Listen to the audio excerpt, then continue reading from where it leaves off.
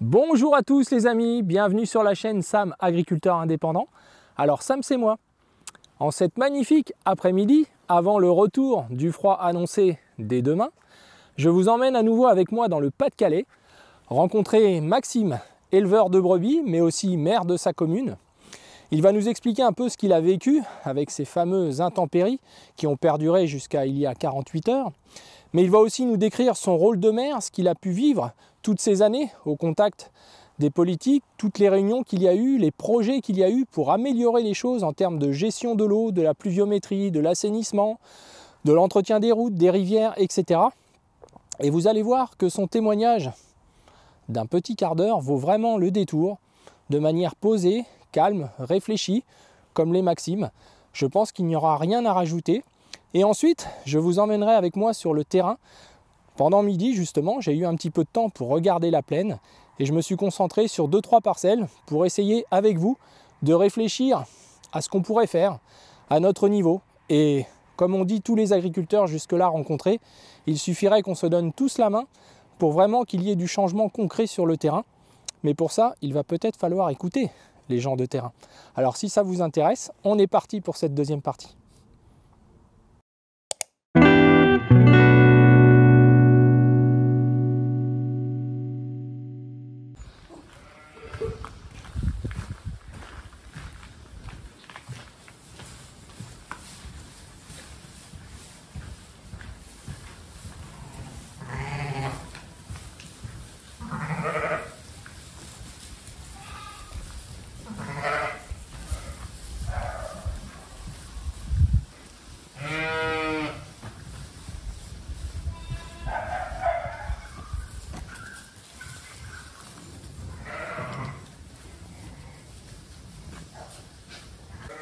Alors Maxime, est-ce que tu peux te présenter déjà et ton exploitation rapidement?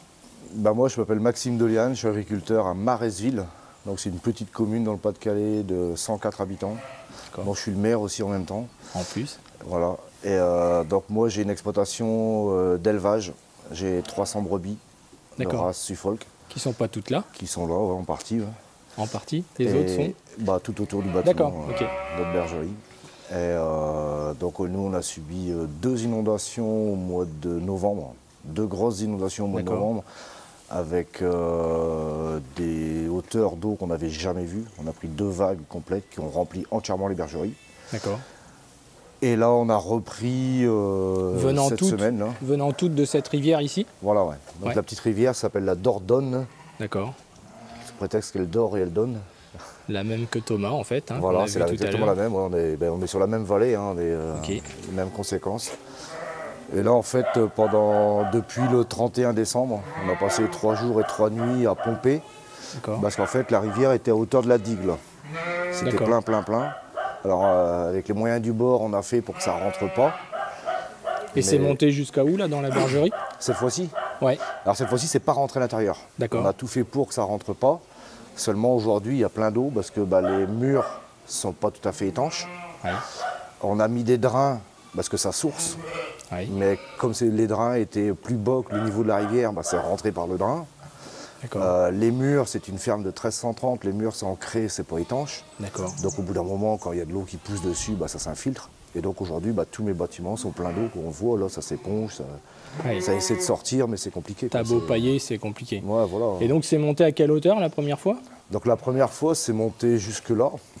Le 6 novembre, c'est monté ici.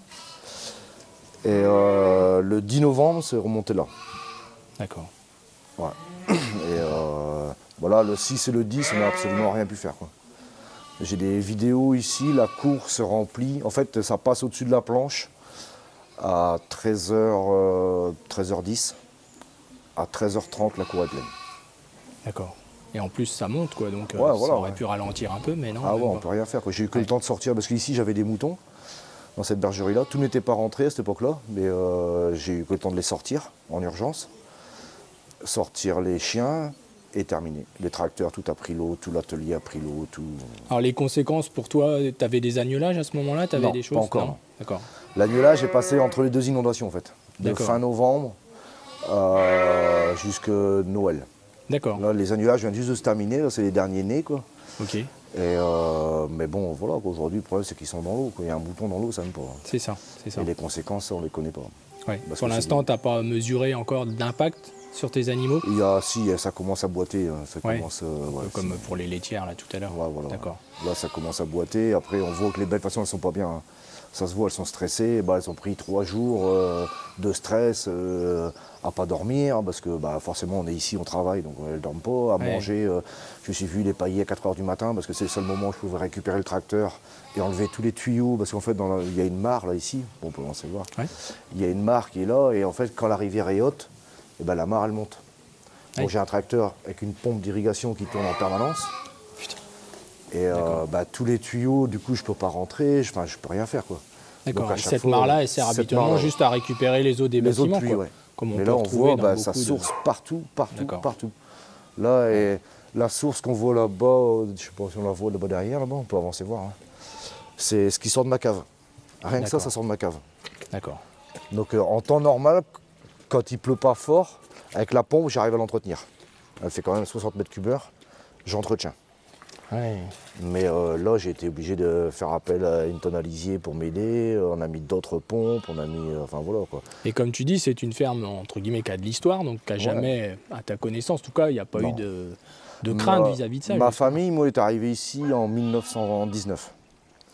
Mon grand-père avait connu une inondation où l'eau était montée, mais à l'époque, ils n'avaient pas de pompe, ils n'avaient pas tout ça. Hein.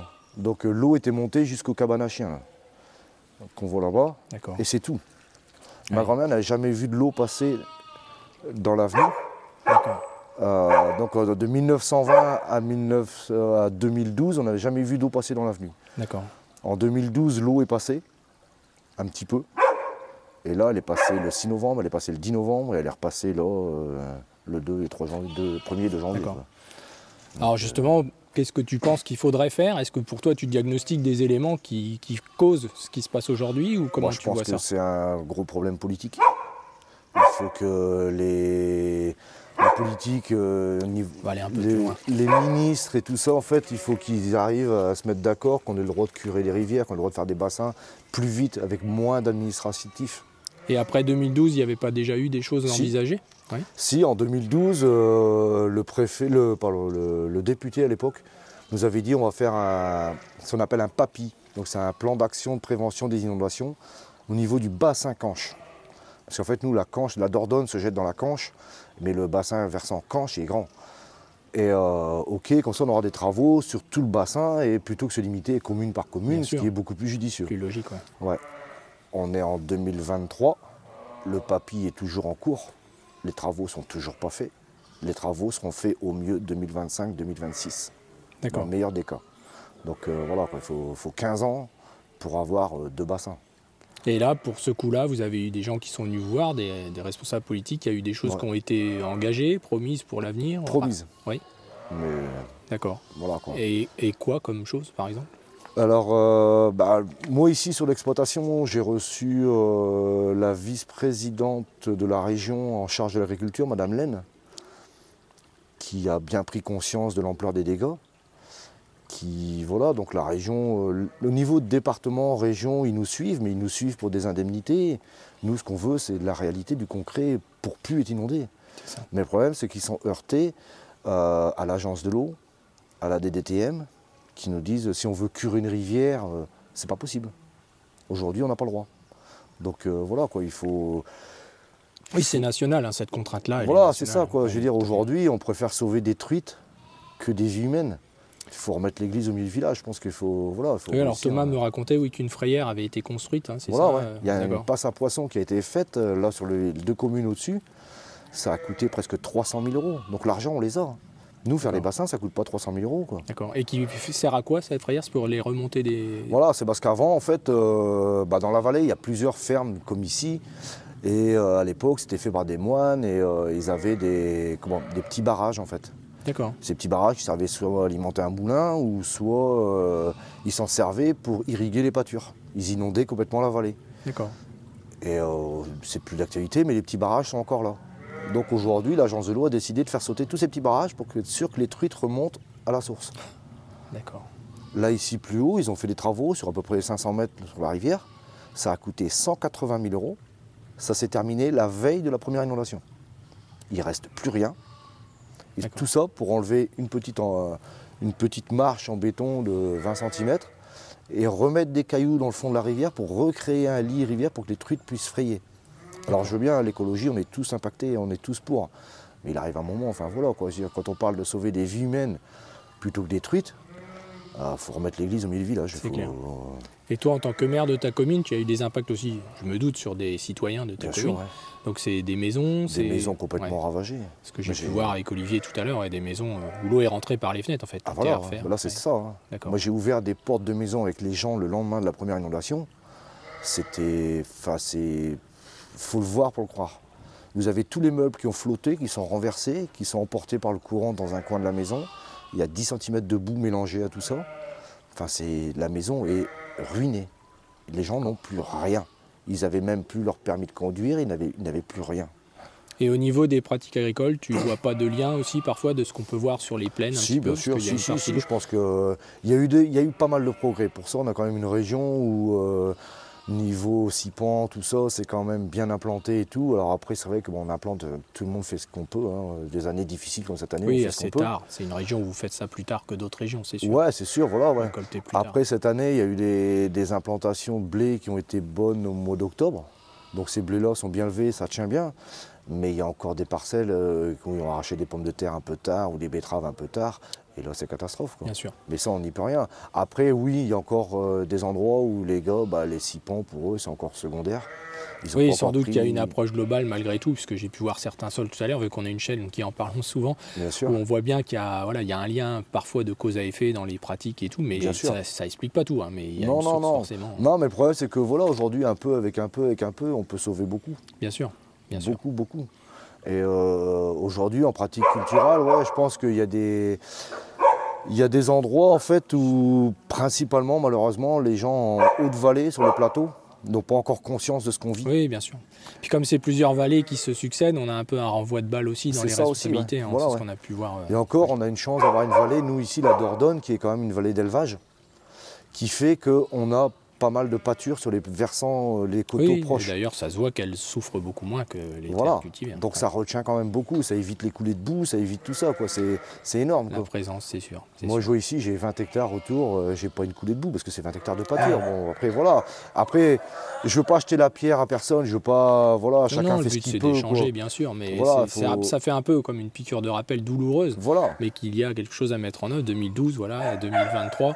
On a d'autres départements, on travaille, nous, dans d'autres départements vallonnés comme ça, les Ardennes par exemple, qui vivent exactement la même chose que vous, pour aussi des arrêts d'élevage, des mises en culture, puis aussi de la méthanisation. Donc les cultures finalement sont exportées, les sols restent à nu aussi. Donc bref, je pense que les gens, déjà dans un premier temps, il faut qu'ils prennent conscience des tonnes de terre qui peuvent passer en cas d'inondation.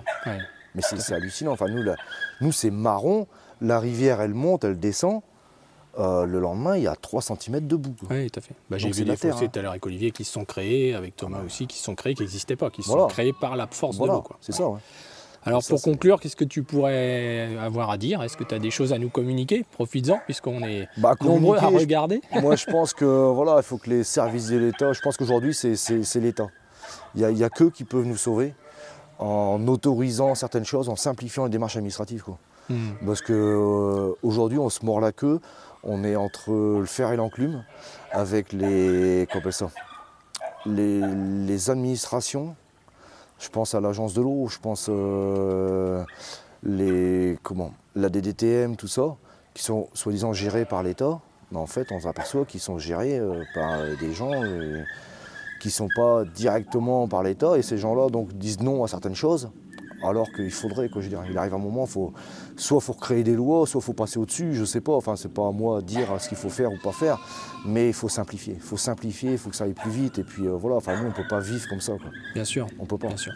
Alors comment tu vois, pour terminer, ton avenir, tu le vois justement par uniquement ces travaux, ou est-ce que chaque année où il pleuvra, tu auras ces inquiétudes-là par rapport à je pense qu'on va faire des travaux, qu'on ait le droit ou pas le droit, enfin moi personnellement en ce qui me concerne, je vais faire des digues, je vais me protéger, quoi.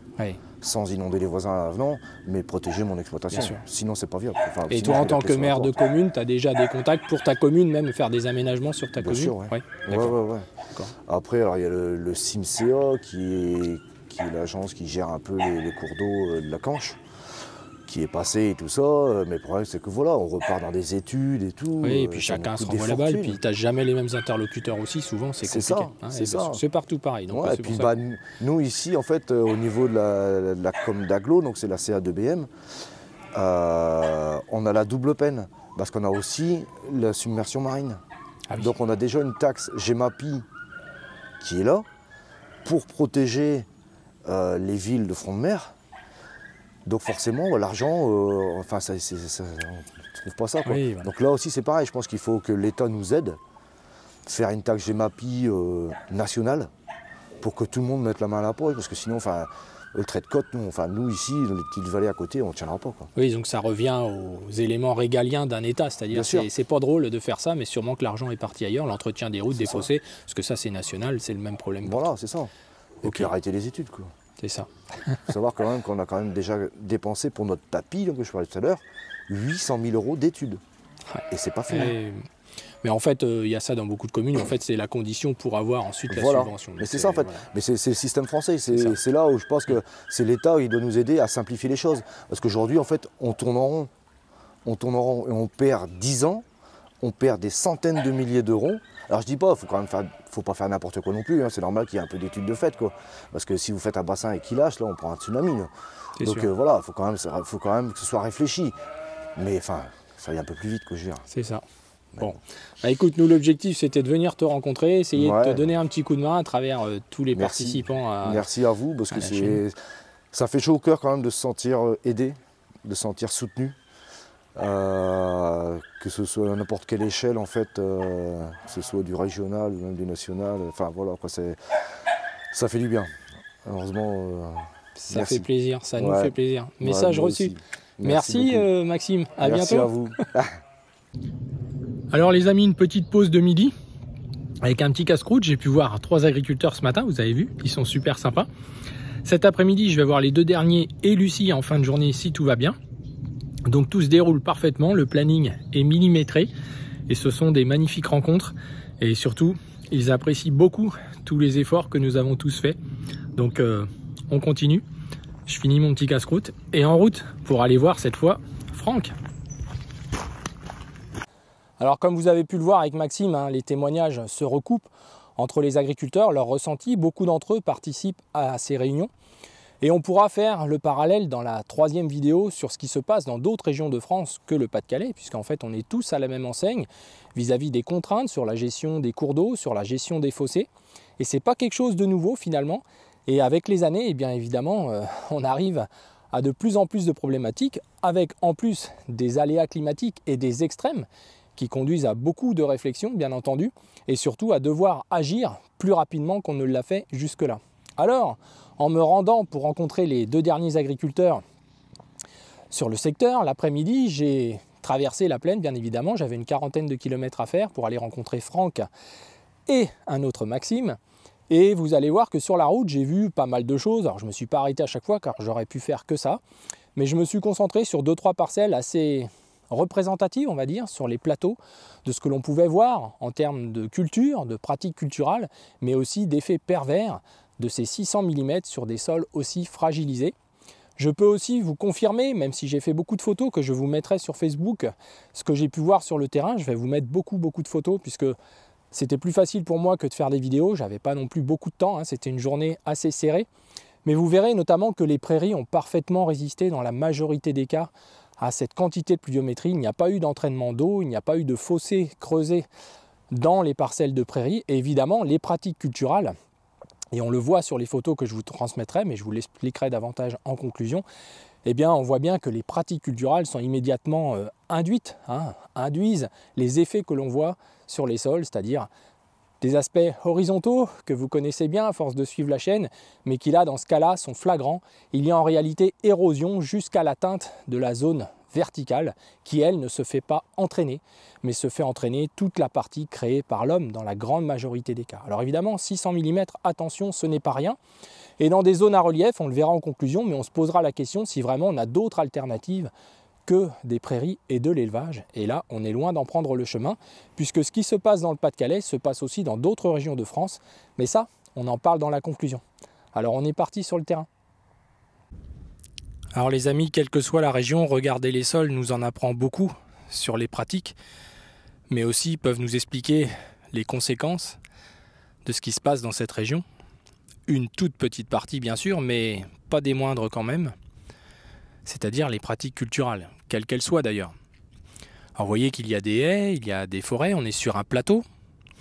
Là, il n'y a pas tellement de relief. Là, il y en a davantage. Et tout ce relief-là plonge dans une vallée. Et un peu plus loin, on replonge dans une autre vallée plus loin, et ainsi de suite comme ça. Bien, regardez l'état de la structure. Nous sommes dans une battance extrême. On est visiblement derrière colza.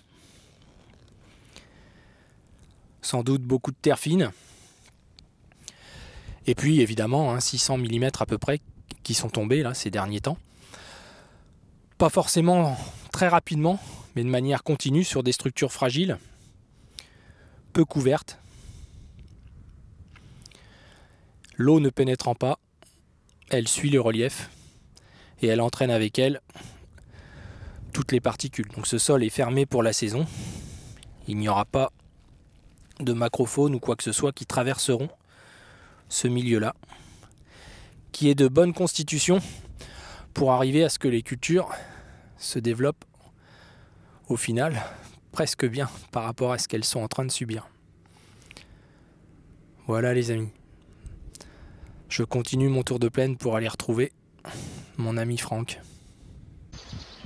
Alors juste une petite pause au milieu de cette petite forêt qui aurait besoin d'entretien aussi. Mais on peut voir que des passages à gué comme on voit au bout là-bas, c'est très courant dans le secteur. Quasiment pas de fossés ou absence d'entretien, des fossés remplis. Donc l'eau s'est frayé un passage comme elle a pu. Il y a des endroits, des infrastructures ont été emportées, routières. Donc il y a beaucoup de travail. Alors je peux difficilement m'approcher, mais vous voyez un peu ce que la puissance de l'eau peut faire.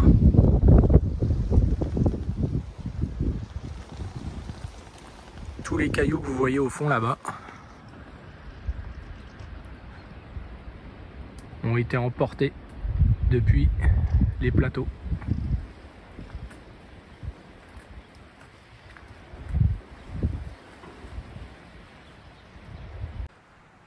Alors j'en profite pendant midi pour vous faire quelques images du triste spectacle que j'observe sur le secteur. Donc vous avez une rivière qui passe là dans le bas et qui a débordé. Elle était chargée de toutes les argiles et surtout de tous les limons du secteur, car ce sont plutôt des limons argileux que des argilo-limoneux. Les taux d'argile ne dépassent guère les 20% par ici. Et vous voyez les sols où ils se sont retrouvés dans cette cuvette fermée, emportée par la rivière. J'ai vu énormément de maisons individuelles, de particuliers avec leur jardin rempli de ce type de terre, exactement comme dans d'autres régions. Alors oui, il a beaucoup plu, mais on doit quand même s'interroger sur certaines de nos pratiques.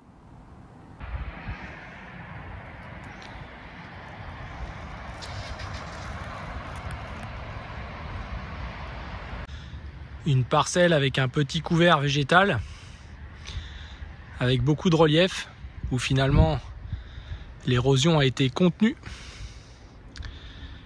mais la rivière chargée, elle en débordant, a déposé dans ce cul-de-sac tout ce qu'elle avait.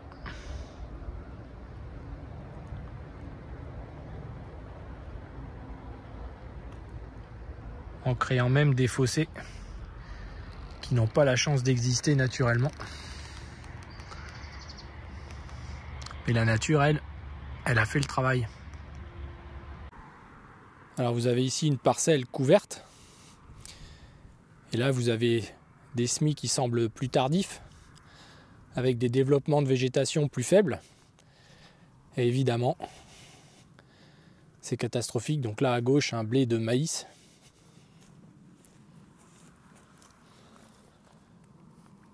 Avec des ravines dans tous les sens. Si vous regardez la parcelle du dessus qui est un blé qui a été semé plus tôt, il n'a pas du tout subi la même chose. D'autant que derrière le maïs, peut-être que la terre fine a été facilement faite.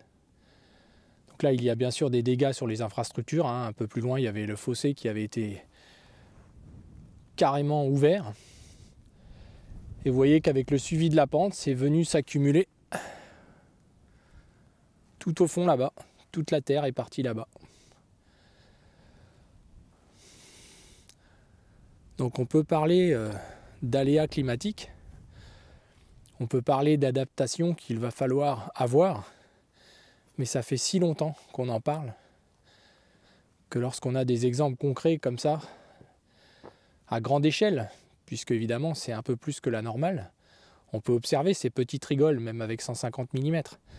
Là évidemment 600 mm ça commence à faire beaucoup. Donc il faut vraiment que l'on se prenne tous la main et qu'on arrête d'étudier, de réfléchir, de s'autoriser à penser. Quand certains disent encore qu'on ne sait pas ce qu'il faudrait faire, qu'il faut trouver des nouvelles méthodes, mais on les a les méthodes. L'approche globale du sol à la plante, c'est la seule qui permettra des vrais résultats. Je ne sais pas si vous voyez bien là toutes les rigoles qu'il y a dans le champ. Ah, ça me fait mal. Allez, je continue. Je pourrais m'arrêter tous les 100 mètres, les amis. Vous voyez la végétation là-bas, comment ça retient? La couverture, tout un programme. Ah, pendant que j'y suis, il y a une belle station de compostage. C'est intéressant.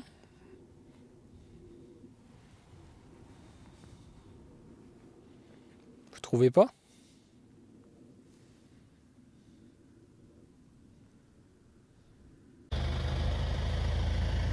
Alors c'est une région assez vallonnée, hein, et on voit clairement les dégâts des inondations récentes sur des anciens chantiers de betteraves